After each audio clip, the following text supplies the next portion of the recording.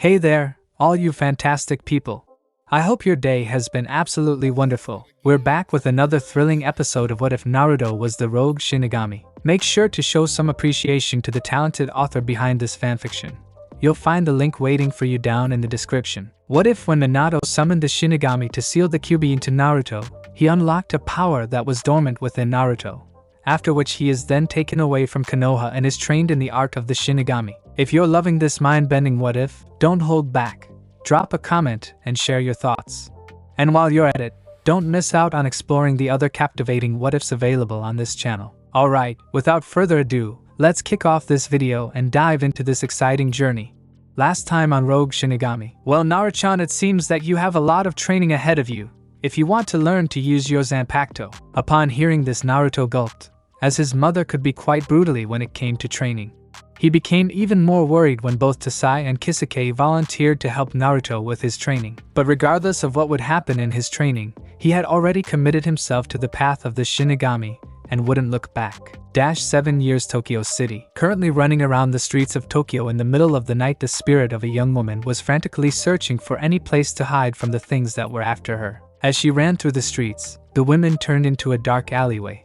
As she ran through the alley, a large creature suddenly appeared in front of her from above and crash-landed on the ground. When the dust settled from the creature landing on the ground, the woman saw a massive dark-skinned humanoid creature, with a muscular body and white mask shaped like a bull with horns on the side, and a large hole in its chest. Seeing the creature, the woman tried to run back the way she came, but when she turned around she saw two more creatures in front of her. Although neither were as big as the first one, they were still quite big compared to a normal person. The first of the two had a similar build as the big one. He had green skin and long gray hair. On his muscular arms, there are two spines which were obviously used for combat. His legs were covered in brown fur. His mask had a skull-like appearance and a large horn on top and a hole in his abdomen. The second creature was slightly taller than its partner, with the upper body of a man, with a small hole in its neck and the lower body of a snake. Seeing that she couldn't go back, the woman started to look for any other ways to escape. That was when she saw a spider-like creature crawling down from left and wall. The creature had 6 legs and skull-like face with a hole in it back. "Kahahaha, what a tasty morsel!"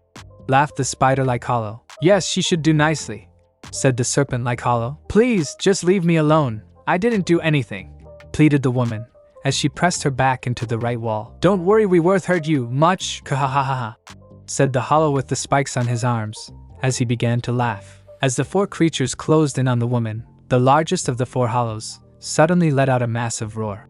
H. When the other 3 hollows turned, they saw their fellow hollows suddenly split in 2 before disintegrating. "What the hell?" cried the spiked-armed hollow. "What happened to Oxbone?" asked the serpent-like hollow. "I don't know," replied the spike-armed hollow, as he looked around for the perpetrator, where he suddenly noticed something missing. "Wait! Where did the woman go? She's up there, look!" cried the spider-like hollow. When the others looked, they saw the woman up on the roof overlooking the alley, being carried by an average tall person about 5'5", wearing a black hooded coat. "Who is that?" asked the spider-like hollow. "I don't know, but whoever he is, he's dead," replied the spiked-armed hollow, where they jumped after the mysterious hooded person, who disappeared in a blur. For the next few minutes, the 3 hollows chased after the mysterious stranger, jumping across the rooftops of buildings, until eventually they came to a stop in a large open park with trees all around and a small playground. When the serpent-like hollow and the spiked-armed hollow landed in the open park, they saw the black-clad person place the young woman behind a slide and tell her to stay there and not to move. After making sure that the woman was safe, the hooded stranger then slowly walked towards the 2 hollows. Once he was only a few meters from them, he then took out a short tonto blade from underneath his black coat. "So who's first?" asked the hooded stranger. The serpent hollow was the first to answer this challenge, where he spat out a large glob of mud-like substance, which the hooded stranger avoided by sidestepping to the left, where it flew by him and hit the top corner of a swing, causing it to melt. Seeing this, the hooded stranger made a note to avoid the substance, after which he then charged straight at the 2 hollows. The serpent-like hollow fired several more globs of the acid-like substance at the hooded stranger, but each time the hooded stranger skillfully evaded them. Seeing that his partner was having no luck with hitting the hooded stranger, The spiked-armed hollow charged forward and attempted to stab the hooded person with his arm spike. But before his arm spike could hit the black-clad figure, the mysterious stranger disappeared right before his eyes. He then reappeared right on the hollow's outstretched arm and used it as a springboard to jump over the hollow to his partner behind him, whom the stranger then cut in half, much like their other comrade earlier on. "Snake face no!" cried the spike-arm hollow after seeing another of his comrades. "You pay for that, you bastard!" cried the enraged hollow as he tried to stab the hooded stranger with his spikes. But like before, the hooded stranger avoided the attack, where he sidestepped the stab and with a quick flick of his hand, cutting the hollow's arm right off. "GGGRAHHHH, my arm!" roared the hollow in pain, as he held his now right stump of an arm. Before he could say or do anything more, the hooded stranger then delivered a powerful kick to the face that cracked the hollow's mask slightly, and sent him flying several meters away. But as soon as the hooded stranger landed back on the ground, the woman he was protecting suddenly shouted out, "Look out!" Before the black-clad stranger could fully turn around, the spider-like hollow suddenly appeared out of the ground, and ran one of his claw-like hands, right through the hooded stranger's back and out his chest. "Hee, I got Yoha!" laughed the spider-like hollow before a look of surprise and confusion appeared of its face, as the black-clad fighter faded away. When this happened, the hooded fighter reappeared behind the spider-like hollow and said, "Utsasimi cicada," before he raised his tanto and sliced the top portion of the hollow's head off, where the rest of its body quickly disintegrated. "Damn you," roared the spiked-armed hollow. "First oxbone, then snake face, and now web, I kill you. You're welcome to try," replied the hooded stranger with a smirk, before he and the spike-armed hollow charged at one another with phenomenal speed. To the woman that was watching the two of them fight, it ended as quickly as it had started, as both the hollow and her mysterious savior disappeared within the blink of an eye, and reappeared at opposite ends from where they started, with their backs to one another. For a moment or two neither of them moved, until the mysterious stranger asked the hollow's name, where the hollow simply replied, "Sword arm," before a long diagonal cut appeared, going down from his left shoulder to his right hip. This caused the top right part of his body to slide off the rest of his body, along with the top portion of his head, which was cut off as well from another slash. Once the last of the hollows was dealt with, the hooded stranger sheathed his tanto back into its sheath on his right leg, after which he slowly walked over to the woman, who was still hiding behind the slide. "You can come out now, you're safe," spoke the hooded stranger calmly. "Are you sure?" asked the woman as she slowly came out from behind the slide. "Yes, I am," replied the hooded stranger, where he then took out an unusual-looking sword handle, with 3 red gems on the bottom hilt. WH, what are you doing?" asked the woman with some fear. "Don't worry, I am not going to hurt you. I'm just sending you to a place where you will be safe and can move on," said the hooded stranger, after which he tapped the bottom hilt of his sword handle onto the woman's forehead, where she was teleported away to the afterlife. Once the woman was gone, the hooded stranger placed his sword handle onto his belt. But before he could walk away, he suddenly heard some clapping. Hearing the clapping, the hooded fighter immediately readied himself for an attack, since he didn't sense anyone until the person had started clapping. "Well done indeed, those hollows never stood a chance," spoke the man coming out of the shadows of the trees, wearing a green and white striped bucket hat. "Uncle Hat and Clogs," said the hooded stranger, as he pulled back his hood to show his face, revealing his spiky blonde hair, blue eyes, and his faint whisker-shaped marks on his cheeks, which could just barely be seen. "It's good to see you too, Naruto. You have improved a great deal since I last saw you," said Kisuke. "Not enough if I still can't sense you," said Naruto, with a slight smile. "So what is it that you want?" "Oh come now, Naruto-kun, you make it sound like I'm always up to something. Can't I come to visit the son of an old friend every now and again?"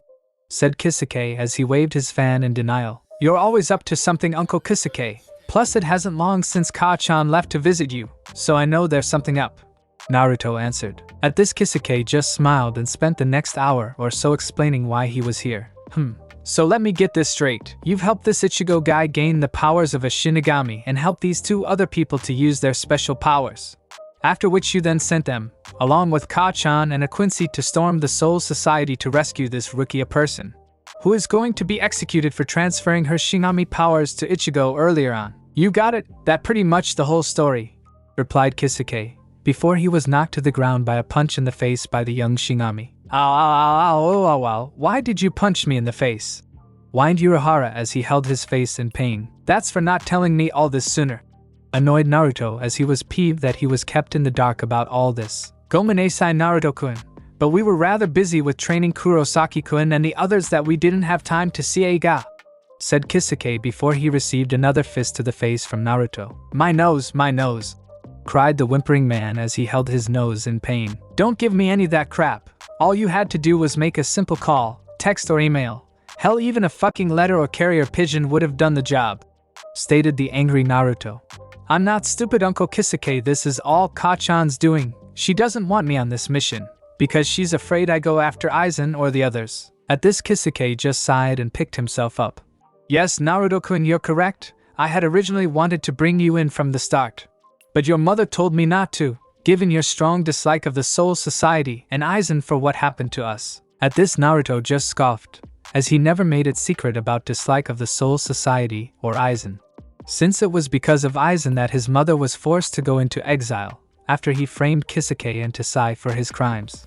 He also disliked the Soul Society, since he found their ruling government Central 46 to be ignorant, arrogant, inflexible, and heartless, especially when it came to their so-called laws, many of which Naruto found to be unjust. He even disliked the Shinigami of the Soul Society, since he found many of them to be nothing more than mindless lapdogs, doing whatever their masters tell them. So if Ka-chan told you not to bring me in on this rescue mission, why are you here and telling me all this? Asked Naruto. Well, to put it simply, despite what your mother thinks, I believe the mission has the best chance of succeeding with you there to help, explained Urahara. Naruto of course just smirked at this. You do know that when Ka-chan finds out what you did, she'll kill you. At this, Kisuke just waved his fan and laughed nervously, as he hadn't missed that fact. Yes, perhaps when you meet your mother, you could say that you forced it out of me or something. Naruto just smiled at this, where the two of them left the park together, with Ichigo and the others. After their failed attempt in entering Tsurayuki, Yuruchi brought Ichigo and the gang to Kakaku's house and introduced them to her. After convincing Kakaku to help them, Kakaku showed them how she would help them get into the Tsurayuki. It didn't take long for Yuryu, Chad and Orihime to learn how to create the force fields they would need to help them get through the Tsurayuki barrier. Unfortunately, Ichigo wasn't having as much luck, as he struggled to learn how to create and form the force field. After finishing their dinner, Chad, Orihime and Yuryu came back to the training room to watch Ichigo as he tried to form his force field.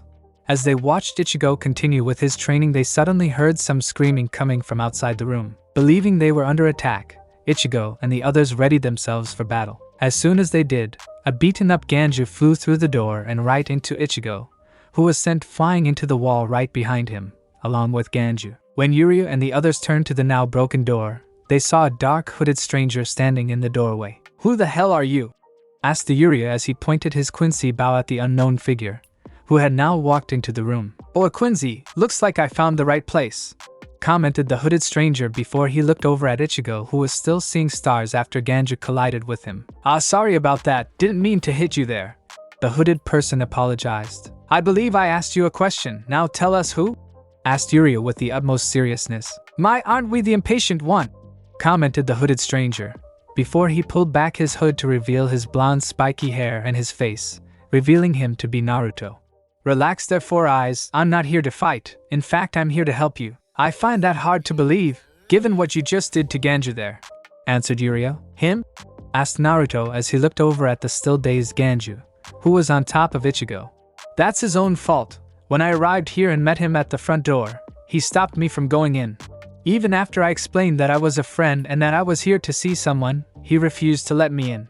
He then went on to blab about how punk-ass Shinigami like me weren't welcome here, and how he was the #1 Shinigami hater, as well as say some rather hurtful things. You're a Shinigami?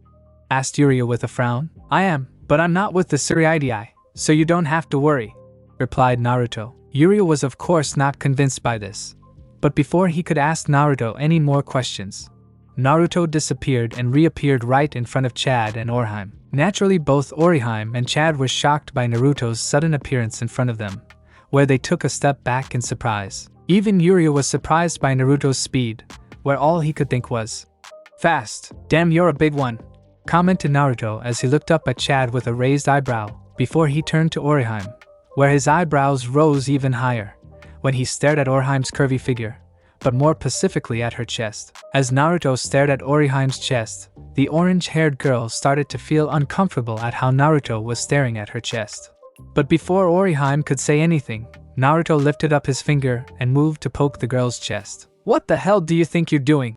cried the red-faced Quincy, when he saw what Naruto was going to do. "What?" asked Naruto in confusion, as didn't understand why Uryu was so upset. "I'm just seeing if they're for real. It's not perverted or anything." "That is perverted," cried Uryu in outrage. "You can't just poke a girl like that." "Hey, I just curious, that's all, since the girl has a figure and breasts that most women would kill for," responded Naruto. This of course caused Uryu to go even redder in embarrassment at the mention of Orihime's breasts and figure. Chad on the other hand just looked away, although had a slight blush on his face as well. "But hey, listen, do any of you guys know where my MOT got?" Naruto asked, but before he could finish, he was suddenly pulled away from the others by Ichigo, who grabbed Naruto by the front collar of his coat and lifted him up, so that he looked Naruto right in the face. "1. You bastard! I should beat the shit out of you for that!" cried the angry Ichigo. "Oh hey kid," greeted Naruto. "Sorry again about that, I didn't mean to hit you with that, idiot. No hard feelings? No hard feelings?" Ichigo said angrily. "You slammed me into a wall, and who the fuck are you calling kid? You're shorter than me, shrimp." "No you idiot, don't make fun of his height," cried Ganju, who was covered in lumps and bruises, as when he met Naruto, he had made fun of Naruto by calling him shorty. Needless to say, Naruto didn't take that comment well, where he proceeded to beat the shit out of Ganju, along with Koganehiko and Shiraganehiko, who tried to stop Naruto. Sadly though for Ichigo it was too late, as once he called Naruto shrimp, an evil-looking glint appeared in the blonde boy's eyes. He then grabbed Ichigo's right arm, which he was using to hold Naruto up, and twisted, forcing Ichigo to let go of him. The next thing Ichigo knew, he was on the floor, with Naruto standing over him digging his left heel into his lower back, while holding Ichigo's arm in an arm lock, twisting it every few seconds, causing intense pain to the young Shinigami both in his arm and in his lower back. "How do you like that now, huh?" asked Naruto with a sadistic smile on his face as he heard Ichigo scream in pain. "Who's the short one now?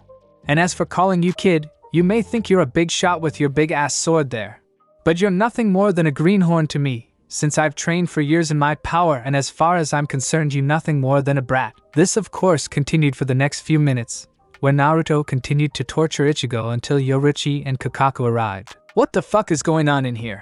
cried Kakaku when she saw the scene. Naruto of course just looked up and smiled when he saw his mother, who was in her cat form, and Kakaku, where he simply said, "Yo," and waved his hand in greeting. "Naruto, what are you doing here?"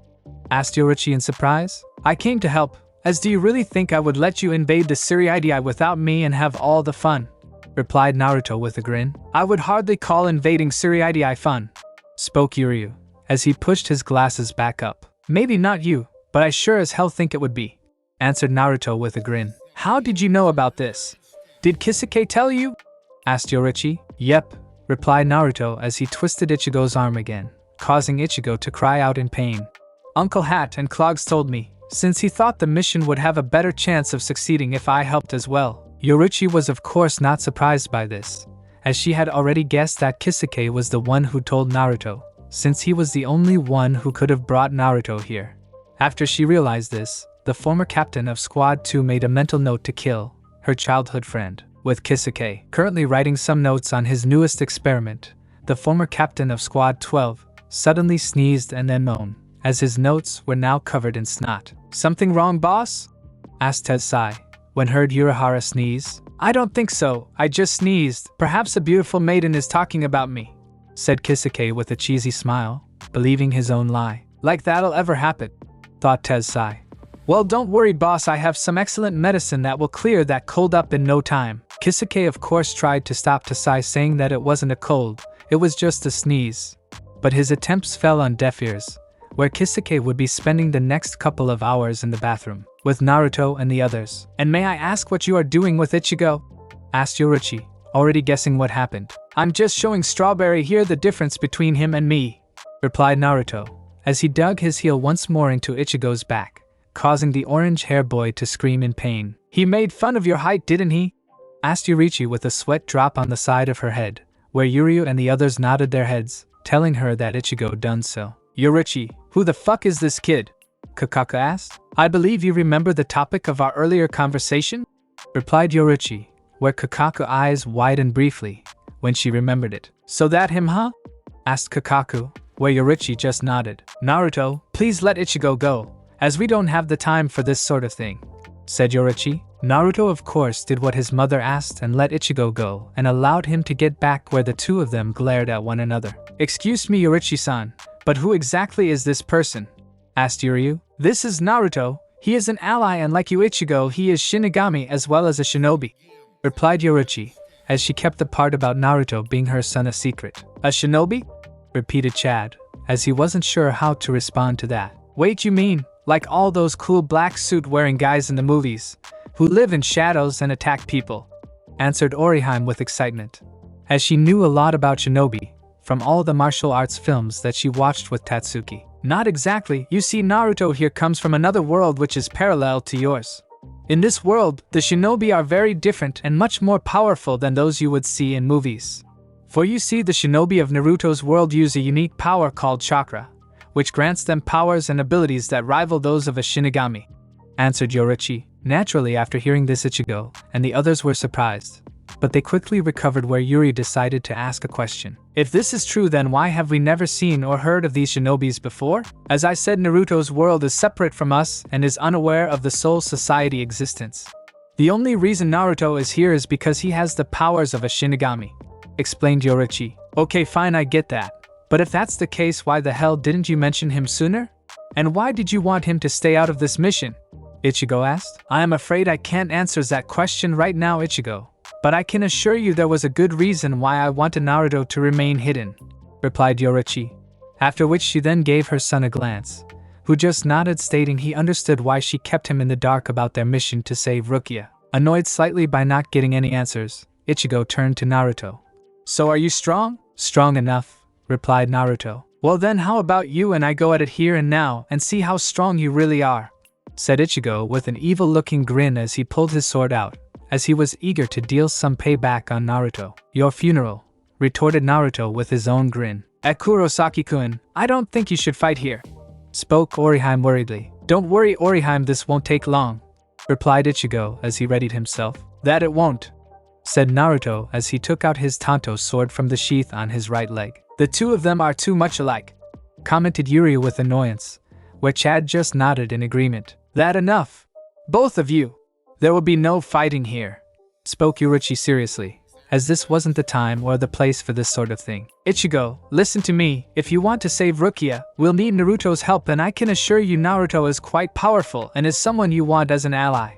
Since both Kisuke and I trained Naruto, now I suggest you stand down. That goes for you as well, Naruto. Upon hearing this, Ichigo relented, since technically Kisuke was the one who trained him, and if Naruto succeeded in surviving his training, then that meant Naruto had to be strong. Chad and Orihime were also convinced, since Yorichi was the one who trained them in how to use their powers, and if Yorichi said Naruto was strong, they believed it. Once Ichigo placed his sword back onto his back, Naruto sheathed his Tanto blade. Since he knew his mother was right, this wasn't the time or place to fight. Once both boys agreed to stand down, Naruto offered his hand in friendship to Ichigo, which he took. Yorichi was of course pleased to see this, since together the two boys would be a force to be reckoned with. Several hours later, a few hours after Naruto arrived, Ichigo was finally able to create the force field around himself, but not before nearly destroying Kakaku home, resulting in her beating the crap out of Ichigo and her brother Ganju, who told the Sahigo what to do. Once everyone was ready, the group entered the spirit cannon and formed a large force field around himself, and were fired through the barrier that protected the Suriidai. Unfortunately, when they broke through the barrier, they were unable to hold the force field together, and were separated from one another. Naruto was of course able to land on the ground without incident, but found himself alone, with no sign of the others nearby. So this is the Suriidai, huh? Commented Naruto after he jumped up to the top of the nearest building to have a good look around his surroundings. Well, look what we have here, commented an unknown male voice. When the Naruto turned around, he saw two Shinigami standing behind at the opposite end of the rooftop that he was standing on. And here I thought today was going to be another dull day, remarked one of the Shinigami. The first was of the Shinigami was a tall and noticeably muscular man with pale skin, short spiky black hair, brown eyes, who wore bandages like a mask over the bottom half of his face. He carried a long zanpakuto on his back and wore the standard uniform of a Shinigami, with its sleeves seemingly torn off, showing his muscular arms. The second was a feminine-looking Shinigami, who Naruto wasn't sure was a boy or a girl. The Shinigami was slightly taller than Naruto and had long black hair, pale skin and large, dark brown eyes. The Shinigami had a slender frame and wore the stand Shinigami uniform and carried a short zanpakuto on his right-left side hip. "Oh, and who are you?" asked Naruto calmly as he analyzed his two opponents, where he could tell that they seated officers given the spiritual pressure they were emanating. "The name is Momochi Zabuza, 4th seat of Squad 11, replied the man named Zabuza as he drew his zanpakuto. "I am Yuki Haku, 5th seat of Squad 4, answered Haku. "So 4th and 5th seat officers, this should be interesting," thought Naruto, as he was sure they could both prove to be an interesting challenge. Although he did wonder why a seated officer from Squad 11 was hanging around with a seated officer from Squad, since he had heard that the members of Squad 11 detested those from Squad 4, believing that they were cowardly weaklings who got in the way. "Now if you could be so kind, will you tell us why you're here?" Haku asked the black hooded teen. "To put simply, I'm here with some others to help save a Shinigami who is to be executed, a Kuchiki Rukia." At hearing this, both Zabuza and Haku rose their eyebrows in surprise since they had heard of the execution of the female Shinigami, who was said to be executed for giving a living human the powers of a Shinigami. "Are you friends with Rukia-san?" asked Haku, who had met the female Shinigami once or twice and found her to be a friendly individual. "No, never met her in my life," replied Naruto. "Then why the hell are you even coming to save her?" Zabuza asked, since it didn't make any sense to him. "I'm doing this as a favor for someone," answered Naruto, "and because it will piss off the top brass of the Suriidai," he explained with a smirk. "Well, unfortunately, you won't have that chance, kid, since you had the bad luck of running into us. But you still have two choices. We can do this the easy way, or the hard way," said Zabuza, as he readied his zanpakuto. Since he was hoping Naruto would choose the hard way, as like all members of Squad 11 he was itching for a good fight. Naruto of course did not disappoint him, as he drew his tanto from his leg sheath and readied himself. "Sorry, but I guess we're going to have to do this the hard way." "I was hoping you would say that," replied Zabuza with a grin behind his mask. "Haku, you stay out of this. I will Zabuza-sama," replied the young boy, knowing that like the rest of the members of Squad 11, Zabuza preferred to fight his battles alone. Before the battle could begin, Naruto suggested that they jump down to the ground, where they would have more room to fight. Zabuza of course had no problem with this, where the two of them jumped down to the ground, while Haku stayed up on the roof to watch the fight. As Zabuza and Naruto faced off against one another, both Shinigami readied themselves and began to emanate large amounts of spiritual pressure. Watching from the rooftop, Haku was impressed with the spiritual pressure that the unknown intruder was emanating, since the amount that intruder was emanating was easily stronger than most lieutenants in the Suriidai. "Humph. Not bad, brat. You might actually be a challenge, so tell me, what's your name?" "Sorry, but I don't give my name out to just anyone. But if you want to call me by something, call me Rogue," replied Naruto. "Well, aren't we the mysterious one?" commented Zabuza with a slight smirk underneath his mask. "Not that it matters, as I'll just carve that name on your tombstone when I'm finished with you." "You're welcome to try," answered Naruto with a slight smirk. As soon as Naruto said this, Zabuza disappeared within the blink of an eye and reappeared right behind Naruto, where he attempted to slash the young Shinigami in the back. But before Zabuza's sword could cut Naruto, the hood-wearing boy disappeared and reappeared opposite Zabuza, a few meters from him. "He dodged it," thought Zabuza in mild surprise. "He's pretty fast." After dodging Zabuza's strike, Naruto then went on the offensive, where he disappeared and reappeared right in front of Zabuza with his tanto sword raised above his head. Acting quickly, Zabuza raised his zanpakuto up to block Naruto's attack, where he then pushed Naruto back, who then disappeared again and reappeared behind Zabuza and attempted to stab him in the back with his tanto. Zabuza of course avoided the stab by jumping forward, after glancing Naruto at the corner of his eye. For the next few minutes Zabuza was put on the defensive by Naruto, who used his superior speed to attack Zabuza from different directions. It was only thanks to the experience he gained from the many years of fighting both as a Shinigami and when he was alive, that he was able to block Naruto's attacks in time. After blocking another of Naruto's strikes, Zabuza pushed Naruto back and charged forward in attempt to slash him. But like before, Naruto skillfully avoided or blocked Zabuza's strikes. Not bad, brat, you've got some skill, complimented Zabuza, as he and Naruto continued to trade attacks. You're pretty fast, and your reactions are good, not to mention your attacks are nothing to sneeze at. Thanks, you're not so bad yourself, replied Naruto after he deflected another of Zabuza's strikes, where for several more minutes the two of them continued to trade blows. Eventually though, the two of them broke apart, and jumped several meters away from one another. Tell me something, brat, who was your sensei? Since you've been obviously trained by someone skilled?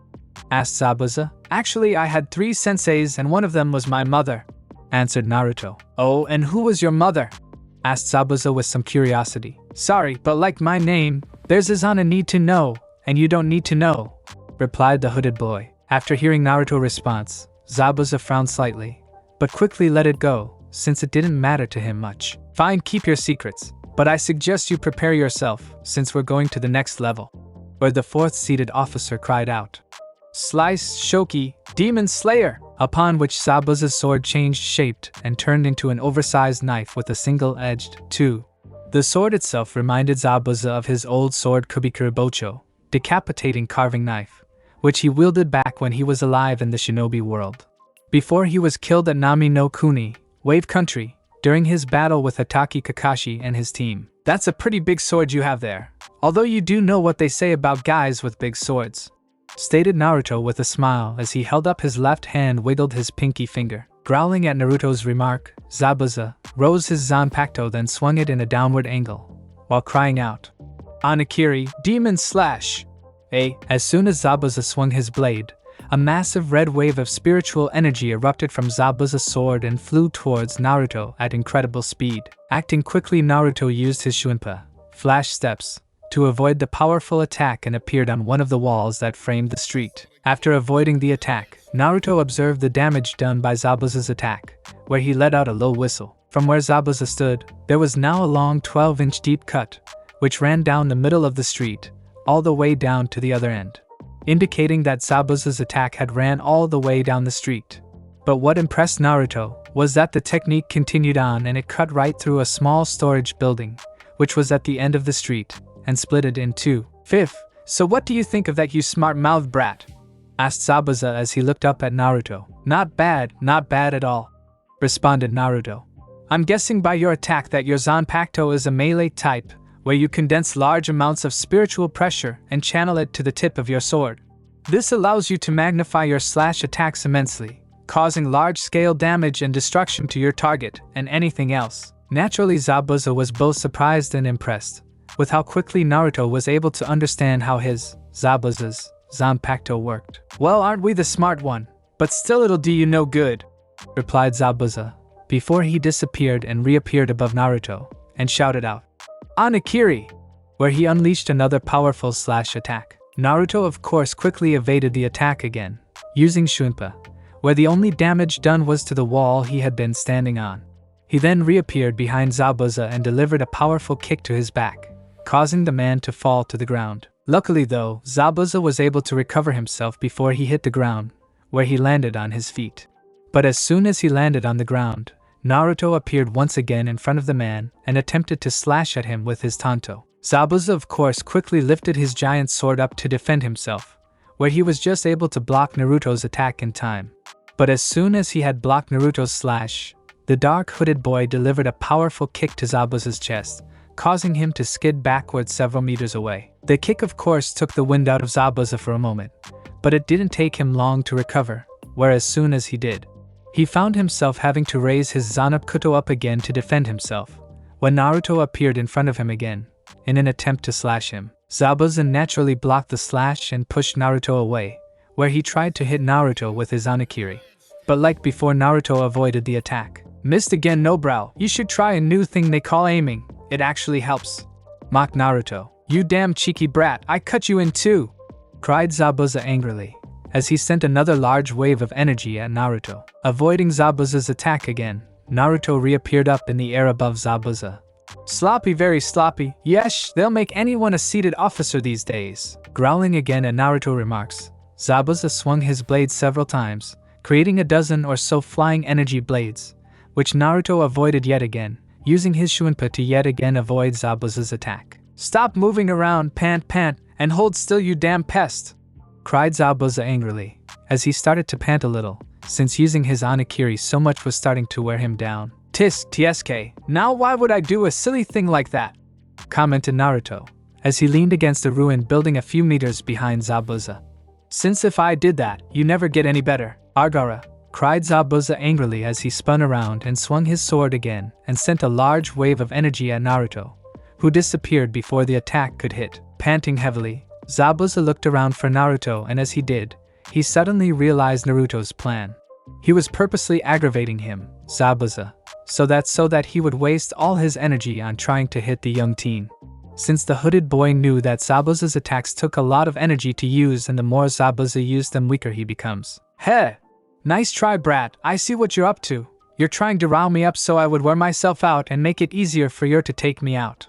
But it won't work now, since I'm on to your little plan. Well, if that's the case, commented Naruto from unknown place, before he reappeared behind Zabuza and kicked him in the back. I guess I'll have to do things the hard way. For the next few minutes, Zabuza was forced on the defensive, when Naruto used his high speed to his advantage, where he kept attacking Zabuza from different directions, leaving him little chance for a counterattack. It also didn't take Zabuza long to figure out that Naruto was also making sure that he couldn't use his Onigiri, since by attacking him from multiple directions, Naruto prevented Zabuza the time he needed to gather his spiritual power for his attack, while at the same time made sure that he did not become a stationary target for Zabuza to aim for. As the fight continued, Zabuza became covered cuts from all of Naruto's attacks, most of which he barely avoided.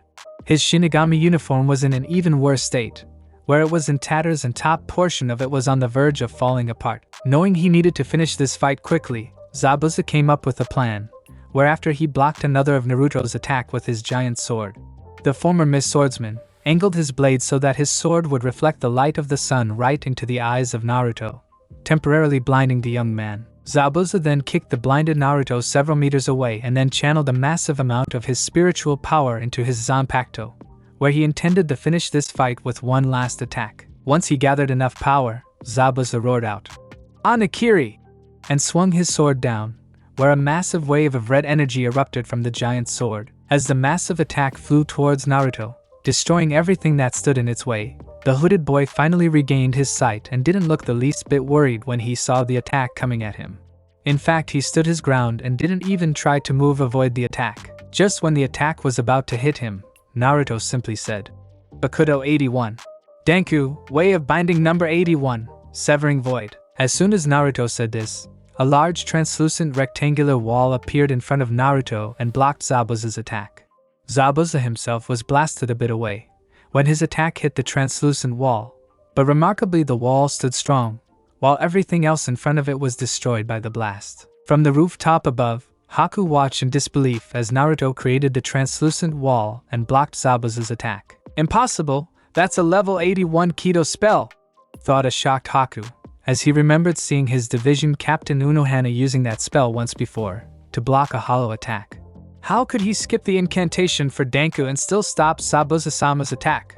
Not even lieutenants are skilled enough to do that, only captain class or Kido masters. Shit, the brat knows Kido as well, thought Zabuza, as he slowly picked himself up after being blasted away by his own attack, where he received several large burns on his body. But just as he got back on his feet, another Naruto appeared behind him and cried out, "Bakudo 63. Seijo Sabaku, way of binding number 63 locking bondage stripes." After which the other Naruto generated yellow energy in the form of very thick rope from his right hand and sent it toward the Zabuza. The energy rope then entangled itself around the Zabuza's arms and body, completely immobilizing him. Once Zabuza was bound up by the energy rope, the originally Naruto then deactivated his Denku spell, where he used his Shunpa to appear directly in front of Zabuza, with only a few meters separating the two of them. Zabuza of course tried to struggle out of the energy robe, but found that it was too strong for him to break. When the real Naruto appeared in front of him, he was of course surprised, since he had thought that the Naruto that had him bound up was the real Naruto. But when he saw the two of them, he realized the other Naruto was clone. Could he actually be from our world? If so, how can he use ninjutsu? Thought Zabuza, since after dying and arriving in the Soul Society, both Haku and Zabuza learned that they were unable to use any of their ninjutsu. "I'm afraid this is where it ends, Zabuza," commented Naruto, where he then held up the palm of his hand said. Hado 33. Sokatsui, Way of Destruction number 33. Blue fire crashed down, after which a large blast of blue energy erupted from Naruto's palm and flew towards Zabuza. But before the attack could hit, Naruto suddenly heard someone cry. Hado 31. Shikaho, Way of Destruction number 31. Red fire cannon! After which, 2 crimson spheres of energies appeared from above where it destroyed the Naruto clone, while the second intercepted Naruto's Sokatsui blast and caused a large explosion. This forced both Naruto and Zabuza, who was freed from him binds when the Naruto clone was destroyed, to jump away. Soon after, the smoke from the blast started to dissipate and Naruto saw Haku standing next to Zabuza in the now ruined streetway. Humph! Using a level 31 Kido, without incantations, not too shabby for a 5th seat, thought the blonde hooded boy. Well, it's about time you joined the fun. I was beginning to think you were going to sit back and watch the whole thing, commented Naruto, from the rooftop he was standing on, looking down at Haku and Zabuza. Haku, what the hell are you doing here?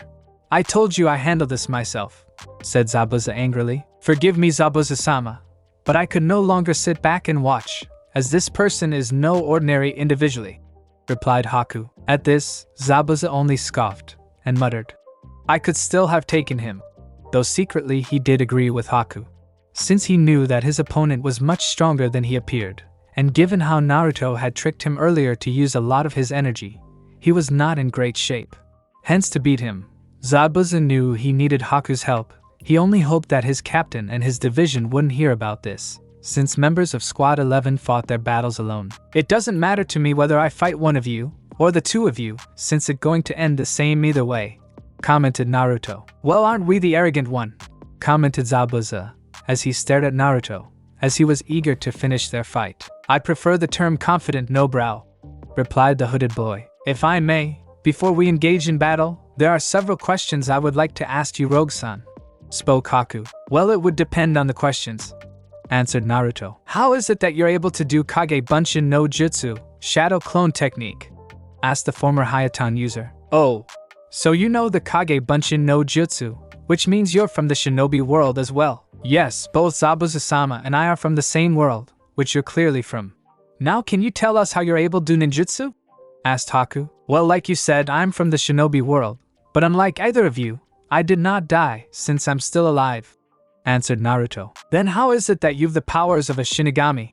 Asked Zabuza, since he didn't think it was possible for a living person to have the power of a Shinigami. Well, as you may or may not know, several hundred years ago or more, back when shinobi were on the rise, the Soul Society in its infinite wisdom began to experiment on people with the ability to use chakra, in the hope of finding a way to reproduce chakra, so to use it in their war against hollows. Naturally, their experiments failed and an unexpected side effect appeared in many of those who were experimented on. This side effect resulted in the creation of what is commonly known in the shinobi world as bloodlines, explained Naruto. Naturally, after hearing this, both Zabuza and Haku were shocked beyond belief. Haku was especially stunned by the news, since if this was true, then his bloodline was the result of experiments done of his ancestors by the Soul Society. Before either Zabuza or Haku could comment of this new revelation, Naruto continued with his story. Now, after seeing the results of what their experiments were doing to the people of our world, the Soul Society ordered a halt to the experiments and ordered the shinobi world to be sealed off. Unfortunately, not everyone agreed with the top brass's decision, where the head scientist of the team that experimented on the people in our world went rogue and continued his experiments. But unlike last time, he went for a different approach. This time, he attempted to give a shinobi the powers of Shinigami, thereby creating a shinobi-Shinigami hybrid. A shinobi-Shinigami hybrid, repeated Zabuza in disbelief.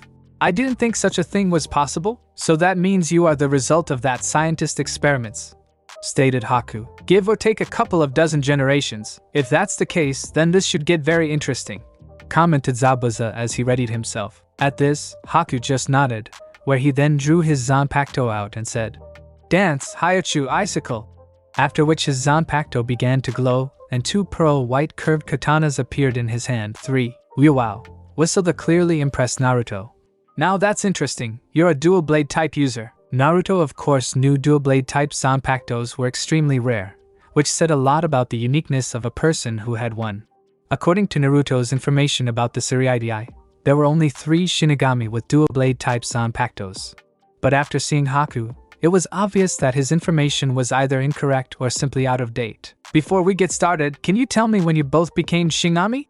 Asked Naruto, since he was curious how he had never heard about these two. We joined the Tsurugi about a year and a half ago, although we arrived in the Soul Society a year before that, where we trained ourselves to awaken our Zanpakuto powers, answered Haku. This of course both surprised and impressed Naruto, since to rise up 4th and 5th seat in little over 2.5 years was no small feat. It also explained why he never heard of them, since by the earliest his information on the Soul Society was about 3 years old. Well, it seems I've clearly been underestimating you both, a mistake I won't make again, replied Naruto, as he readied himself.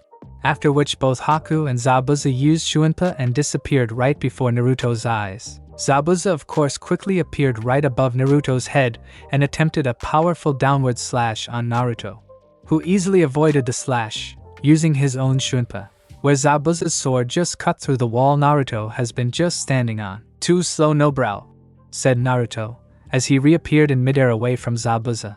But as soon as he said this, a fountain of blood burst out of Naruto's chest, along with a white blade.